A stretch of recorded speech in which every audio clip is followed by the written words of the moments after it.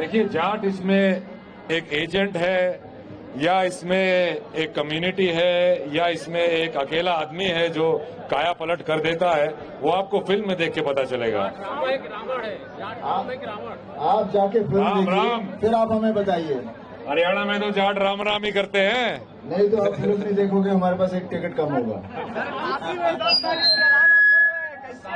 Sir, south के leaders हैं जो अक्सर देवी देवताओं पर कमेंट करते हैं, तो ये साउथ देखिए ऐसी बातें मत करिए।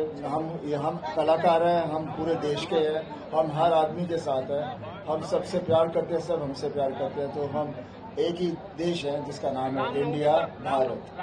समझिए आप। राम जी का गाना रामनवमी पे लॉन्च नहीं करेंगे तो कब करेंगे भाई? आपको गाना अच्छा लगे, बस इतना।